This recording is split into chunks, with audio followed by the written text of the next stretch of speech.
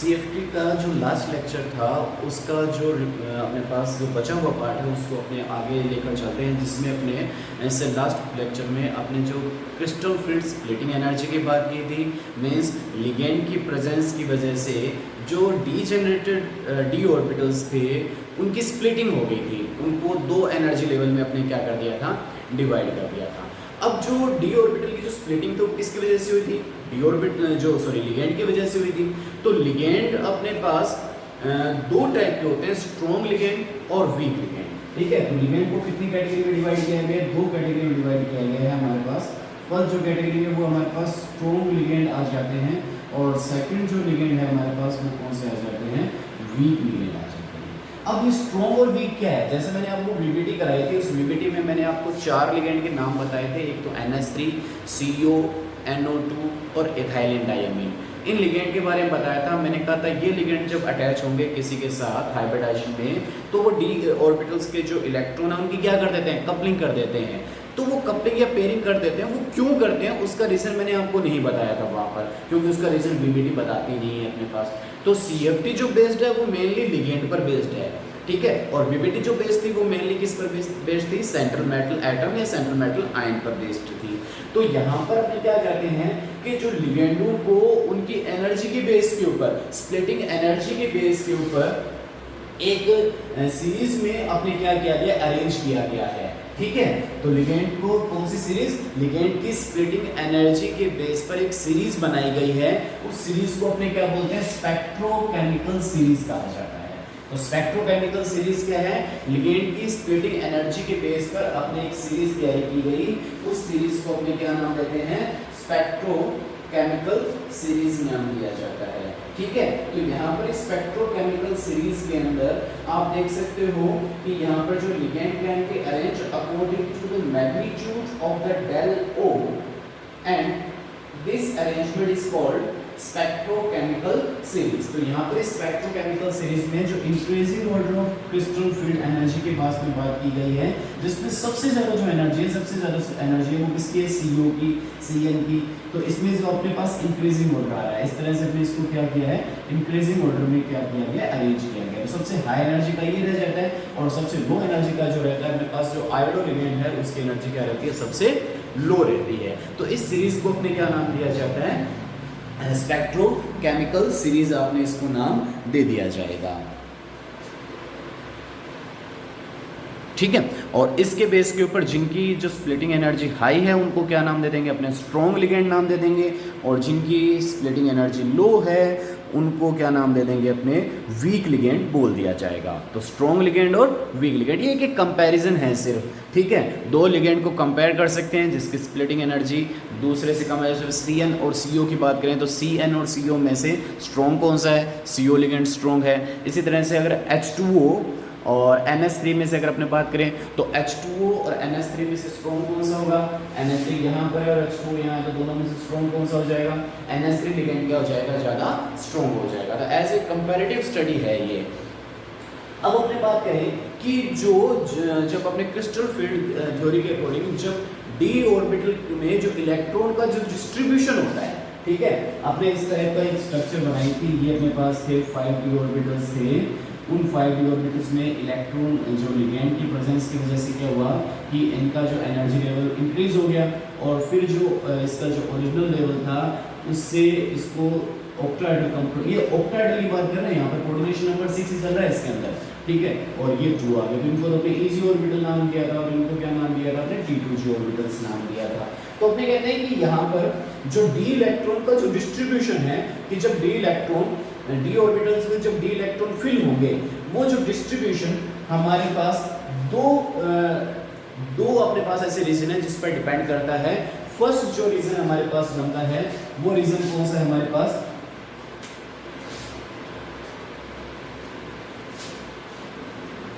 तो अपने कह सकते हैं कि जो डिस्ट्रीब्यूशन ऑफ डी इलेक्ट्रॉन वो डिपेंड करेगा, फर्स्ट जो डिपेंड करता है क्रिस्टल फील्ड स्प्लिटिंग एनर्जी के ऊपर। किस पर डिपेंड करेगा, क्रिस्टल फील्ड स्प्लिटिंग एनर्जी पर डिपेंड करेगा, जिससे अपने रिप्रेजेंट कर दिया डेल O से। और सेकंड जो डिपेंड करता है वो हमारे पास है कपलिंग एनर्जी पर, ठीक है, जिसको अपने रिप्रेजेंट कर देते हैं E से। तो अपने कहा कि जो डिस्ट्रीब्यूशन ऑफ इलेक्ट्रॉन है वो दो चीज़ों पर डिपेंड कर रहा है हमारे पास। फर्स्ट कौन सी है हमारे पास, crystal field splitting energy del O, और दूसरी है हमारे पास कपलिंग एनर्जी, ठीक है। तो क्रिस्टल फील्ड स्प्लिटिंग एनर्जी तो आपको पता है कौन सी होती है, इनको डी ऑर्बिटल को स्प्लिट करने के अंदर जो एनर्जी की जो जरूरत होती है उसको अपने क्या बोलते हैं, crystal field splitting energy.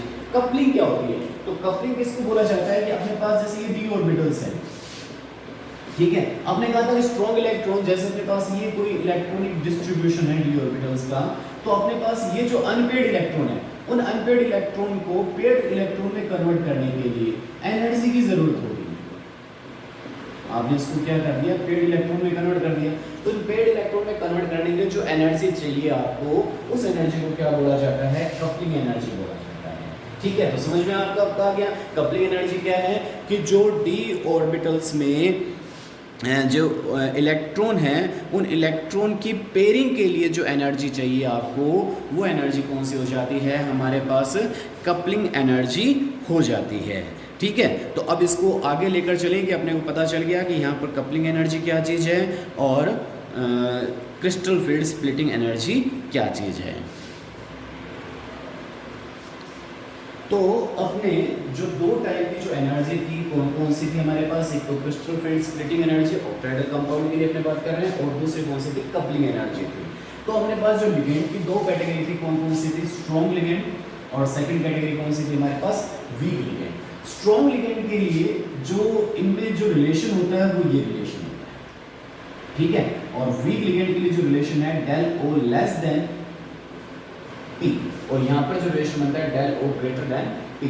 Means यहाँ पर अगर अपने बात करें कि जो स्प्लिटिंग एनर्जी है वो हाई है और कपलिंग एनर्जी क्या है, लो है। अब स्प्लिटिंग एनर्जी हाई होने से क्या होगा कि जो एनर्जी डिफरेंस आएगा इन दोनों के बीच में वो क्या हो जाएगा, बढ़ जाएगा, ठीक है। तो स्प्लिटिंग एनर्जी हाई होगी और कपलिंग एनर्जी क्या है, लो। इट मींस डी ऑर्बिटल की जो कपलिंग है वो इजीली हो जाएगी, ये जो डी ऑर्बिटल में जो इलेक्ट्रॉन प्रेजेंट है वो इजीली क्या हो जाएंगे, पेयर्ड हो जाएंगे, क्योंकि उन इलेक्ट्रॉन के लिए डी ऑर्बिटल्स में इलेक्ट्रॉन के लिए जो कपलिंग एनर्जी है वो कम है, तो इजीली लो एनर्जी से वो क्या हो सकते हैं, इजीली उनकी कपलिंग हो सकती है। सेकेंड कंडीशन देखें, यहाँ पर क्या हो रहा है कि इसकी जो स्प्लिटिंग एनर्जी है वो तो लो है, लेकिन सेकंड कंडीशन हमारे पास क्या है कि इसके लिए जो कपलिंग एनर्जी वो हाई है। तो कपलिंग एनर्जी हाई होने की वजह से जो यहाँ पर डी इलेक्ट्रॉन्स है उनको वो कपल या पेयर में कन्वर्ट नहीं कर पाएगा, तो पेयर में कन्वर्ट नहीं करेगा तो वो नेक्स्ट जो एनर्जी लेवल में चला जाएगा, ठीक है। तो यहाँ पर हमने बात की कि यहाँ पर जो इलेक्ट्रॉन थे उन इलेक्ट्रॉन्स को अपने दो क्लास में डिवाइड किया। एक एग्जांपल लेता हूँ, इस एग्जांपल से आपको समझाता हूँ कि अपने पास यहाँ पर कि एक तो स्ट्रॉन्ग लिगेंड है और एक क्या है, वीक लिगेंड है, ठीक है। जैसे अपने पास यहाँ पर ये मैंने एक सिंपल सा डिस्ट्रीब्यूशन दिखाया 1 2 3 4 डी इलेक्ट्रॉन प्रेजेंट है, ठीक है। सिंपल सा डायग्राम मैं बना देता हूँ। यहाँ पर ये अपने पास T2G ऑर्बिटल और ये कौन से हो गए, EG ऑर्बिटल, ऐसा ही एक है।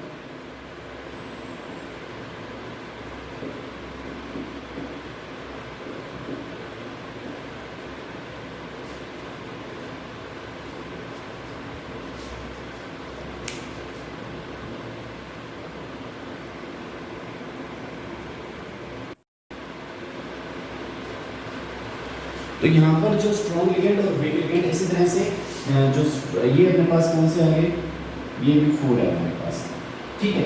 तो अगर स्ट्रॉन्ग लिगेंड की कंडीशन आती है, स्ट्रॉन्ग लिगेंड की कंडीशन में आपने बताया कि इसकी स्प्लिटिंग एनर्जी क्या है, ज़्यादा, तो स्प्लिटिंग एनर्जी को अपने इस तरह से कर दिया, तो इसकी स्प्लिटिंग एनर्जी क्या होगी, ज़्यादा। तो अपने पास 1 2 3 इलेक्ट्रॉन को डिस्ट्रीब्यूट किया, तो 3 इलेक्ट्रॉन को डिस्ट्रीब्यूट करने के बाद में जो 4th इलेक्ट्रॉन को डिस्ट्रीब्यूट करना चाहते हैं, तो 4th इलेक्ट्रॉन यहाँ पर इसकी जो पेयरिंग एनर्जी है, कपलिंग एनर्जी कम होने की वजह से ये इसको पेयर में कन्वर्ट कर देगा, ठीक है। लेकिन यहाँ पर अगर हम बात करें तो इसके लिए पेयरिंग एनर्जी ज़्यादा है, तो 1 2 3 इलेक्ट्रॉन में तो कोई दिक्कत नहीं आई, तो 3 इलेक्ट्रॉन दिक्कत नहीं आई। सेकंड जो पेयर करने के लिए एनर्जी ज़्यादा चाहिए, तो पेयर इलेक्ट्रॉन करने के लिए एनर्जी ज़्यादा चाहिए और स्प्लिट कम हुआ है दोनों डी ऑर्बिटल, तो इट मींस जो 4th इलेक्ट्रॉन है वो EG ऑर्बिटल में चला जाएगा। यहाँ पर तो 4th इलेक्ट्रॉन किसमें आया, T2G ऑर्बिटल में आया, और यहाँ पर जो 4th इलेक्ट्रॉन है वो किसमें चला गया, इजी ऑर्बिटल में चला गया। ठीक है, क्यों हुआ ऐसा कि यहाँ पर अपने कहते हैं कि इसकी जो स्ट्रॉन्ग लिगेंड की कंडीशन में पेयरिंग एनर्जी लो है तो इजीली वो पेयर्ड हो जाता है, और यहाँ पर पेयरिंग एनर्जी हाई होने की वजह से वो इजीली पेयर्ड नहीं हो सकता, लेकिन उसकी स्प्लिटिंग एनर्जी वो कम है तो इजीली वो इलेक्ट्रॉन जंप कर जाएगा कौन से में, इजी ऑर्बिटल में। तो इस कंडीशन में जो बीबीटी आपको क्लियर नहीं कर पा रही थी कि हाई स्पिन कॉम्प्लेक्स बन रहा है या लो स्पिन कॉम्प्लेक्स बन रहा है, तो यहाँ पर आप इजीली समझ सकते हो कि जो फोर्थ इलेक्ट्रॉन ग्राउंड लेवल में ही जा रहा है, इसलिए यहाँ पर जब स्ट्रॉन्ग लिगेंड है उस कंडीशन में जो कॉम्प्लेक्स बनता है वो कौन सा बनता है, लो स्पिन कॉम्प्लेक्स की फॉर्मेशन होती है। ठीक है, और यहाँ पर इस कंडीशन में वीक लिगेंड की कंडीशन में जो कॉम्प्लेक्स बनता है वो कौन सा बनता है, हाई स्पिन कॉम्प्लेक्स की फॉर्मेशन होती है। ठीक है, तो दो कंडीशन बन गई अपने पास। जब आपके पास स्ट्रॉन्ग लिगेंड होगा तो स्ट्रॉन्ग लिगेंड होने की कंडीशन में कॉम्प्लेक्स कैसा बनेगा हमारे पास, लो स्पिन कॉम्प्लेक्स बनेगा, और जब वीक लिगेंड है तो हमारे पास कॉम्प्लेक्स कैसा बनेगा, हाई स्पिन कॉम्प्लेक्स की फॉर्मेशन होगी। तो इट मींस यहाँ पर जो डी इलेक्ट्रॉन का जो डिस्ट्रीब्यूशन था वो किस चीज पर डिपेंड किया है, यहाँ पर जो दो टाइप की एनर्जी पर डिपेंड किया, जिसके बेस पर आपने कहा कि कॉम्प्लेक्स दो टाइप का बन गया, लो स्पिन कॉम्प्लेक्स और हाई स्पिन कॉम्प्लेक्स।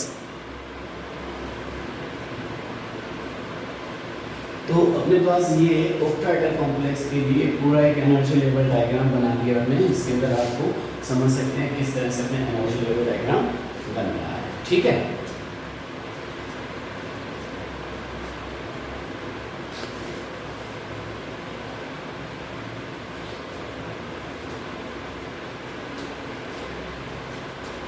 अब इस डायग्राम में अपने समझें कि अपने पास लिगेंड दो टाइप के थे, एक तो वीक लिगेंड थे और एक थे स्ट्रॉन्ग लिगेंड। पहले मैं बात करता हूँ किसके लिए, स्ट्रॉन्ग लिगेंड के लिए बात करता हूँ। ठीक है, अगर आपके पास D1 इलेक्ट्रॉनिक कन्फिगरेशन है, कन्फिगरेशन कौन सा है हमारे पास, D1 मींस यहाँ पर इलेक्ट्रॉन कितना प्रेजेंट है, 1 इलेक्ट्रॉन प्रेजेंट है। तो 1 इलेक्ट्रॉन प्रेजेंस होने की वजह से जो T2g और Eg ऑर्बिटल में जो इलेक्ट्रॉनिक कन्फिगरेशन होगा वो कैसा होगा, जो इलेक्ट्रॉन किस में जाएगा, T2g ऑर्बिटल में 1 चला जाएगा और Eg ऑर्बिटल में कितना हो जाएगा, 0 हो जाएगा। ठीक है, सेकंड अपने करेंगे कि अगर D2 इलेक्ट्रॉनिक कन्फिगरेशन है तो D2 इलेक्ट्रॉनिक कन्फिगरेशन भी तो D1 के लिए था, और D2 होने में क्या होगा कि हमारे पास जो दोनों इलेक्ट्रॉन किस में जाएंगे, T2g में, तो T2g 2 हो गया और Eg कितना चल रहा है, 0 चल रहा है। थर्ड, अगर D3 इलेक्ट्रॉनिक कन्फिगरेशन है तो D3 इलेक्ट्रॉनिक कन्फिगरेशन होने की कंडीशन में हमारे पास बनेगा T2g3 और Eg कितना हो जाएगा, 0। ठीक है, अब अगर आपके पास D4 इलेक्ट्रॉनिक कन्फिगरेशन है तो D4 होने की कंडीशन में ये D4 हो गया, तो 4 होने में क्या हो जाएगा हमारे पास, T2g3। ठीक है, T2g तो 3 हो गया। अब Eg में क्या होगा, फोर्थ इलेक्ट्रॉन किस में जाएगा, किस कंडीशन में अपने बात करें, स्ट्रॉन्ग लिगेंड की कंडीशन में। तो स्ट्रॉन्ग लिगेंड की कंडीशन में हमारे पास क्या होगा, जो इलेक्ट्रॉनों की पेयरिंग हो जाएगी तो हमारे पास क्या हो जाएगा, T2g4 और Eg क्या चलेगा, 0, मींस फोर्थ इलेक्ट्रॉन पेयरिंग में चला जाएगा। D5 है तो D5 होने पर क्या हो जाएगा हमारे पास, T2g और Eg में इलेक्ट्रॉन का जो कन्फिगरेशन कैसे टाइप का होगा, फिफ्थ इलेक्ट्रॉन भी कपल में चला जाएगा हमारे पास, तो ये हो जाएगा T2g5 और Eg क्या हो जाएगा, 0। D6 होने में क्या हो जाएगा हमारे पास, T2g6 और Eg क्या हो जाएगा, 0। ठीक है, अब बात करें अपने D7 इलेक्ट्रॉनिक कन्फिगरेशन के लिए, तो जो D7 होगा तो D7 होने की कंडीशन में हो जाएगा कि अब आपके पास T2g तो कंप्लीट हो गया, तो अपने कह सकते हैं कि T2g तो हमारे पास 6 कंप्लीट हो गया, 6 इलेक्ट्रॉन आ सकते थे। अब जो 7th इलेक्ट्रॉन है वो कहाँ जाएगा, अब तो उसको ऊपर जाना पड़ेगा, तो ये क्या हो जाएगा, Eg1। ठीक है, D8 होने पर क्या हो जाएगा हमारे पास, T2g6 Eg2। D9 होने पर क्या हो जाएगा, T2g6 Eg3, और D10 होने पर आपके पास हो जाएगा T2g6 और Eg4 इलेक्ट्रॉनिक कन्फिगरेशन आपके पास हो जाएगा। तो ये D10 का इलेक्ट्रॉनिक कन्फिगरेशन। तो इस तरह से अपने जो d ऑर्बिटल्स हैं, इन d ऑर्बिटल्स में इलेक्ट्रॉन फिल होते हैं कब, जब अपने पास स्ट्रॉन्ग लिगेंड हो। ठीक है, अब इसके साथ साथ आप क्या निकाल सकते हो, इनके लिए जो अपने मैग्नेटिक प्रॉपर्टी इनकी बता सकते हो, इनकी मैग्नेटिक प्रॉपर्टी कैसी है। तो मैग्नेटिक प्रॉपर्टी को शो करने के लिए बस जो फॉर्मूला था, mu Bohr magneton root n n+2, ये हमारे पास था। n क्या होते हैं, n पेड इलेक्ट्रॉन। तो अनपेड इलेक्ट्रॉन का नंबर जैसे अपने पास T2G में कितना है 1, इसमें 2, इसमें कितने आ गए 3।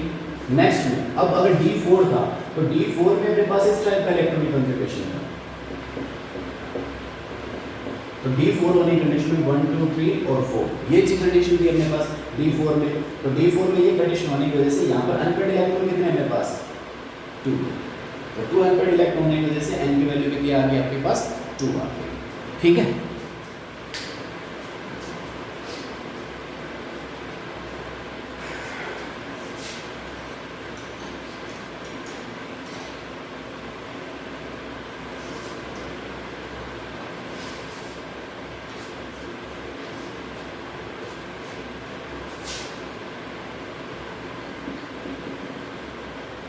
अगर आपके पास वीक लिगेंड है तो वीक लिगेंड होने की कंडीशन में D1 में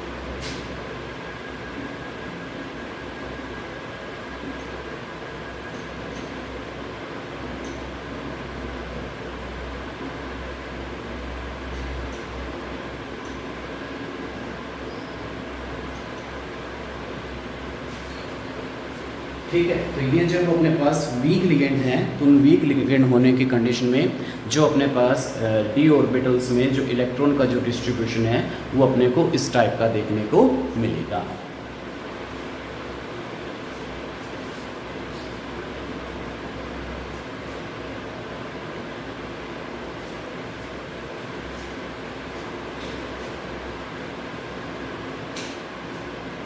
ठीक है, तो ये आपको इलेक्ट्रॉनों का डिस्ट्रीब्यूशन क्लियर हो गया।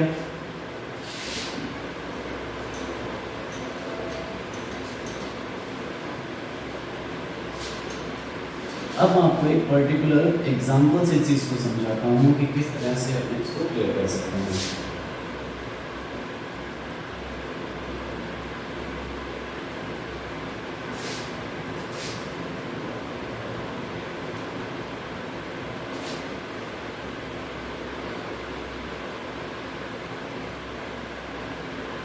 ठीक है, इसको समझने के लिए हमारे पास एक एग्जांपल दिया गया है अपने को FeH2O6 + 2 एग्जांपल दिया गया है। ठीक है, तो इसमें हमारे पास Fe की बात करें तो Fe का एटॉमिक नंबर कितना होता है 6, इसका इलेक्ट्रॉनिक कॉन्फ़िगरेशन होता है argon 3d6 4s2 electronic configuration होता है। यहाँ पर Fe +2 ऑक्सीडेशन में है, +2 ऑक्सीडेशन स्टेट में होने पर आर्गन 3d6 और 4s क्या हो जाएगा 0।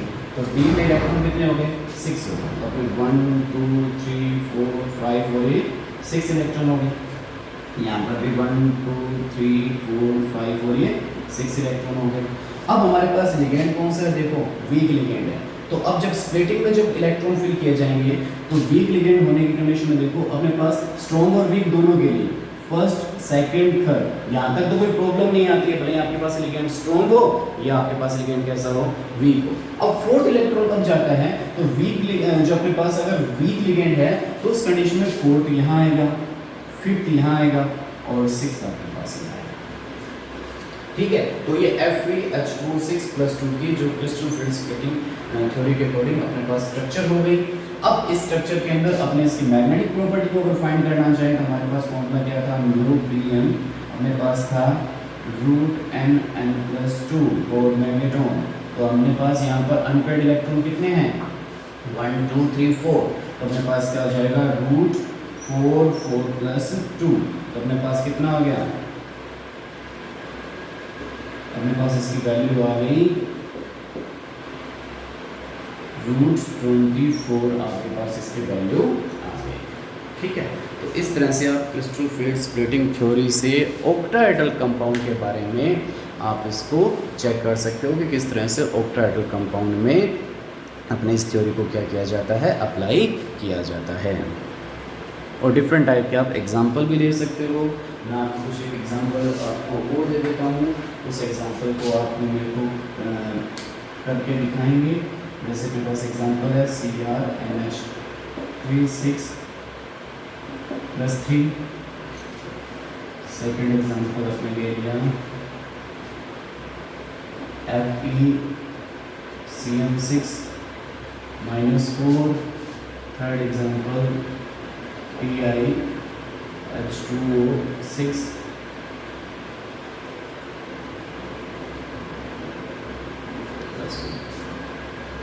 ठीक है। तो इन एग्जांपल को आप मेरे को करके दिखाएंगे।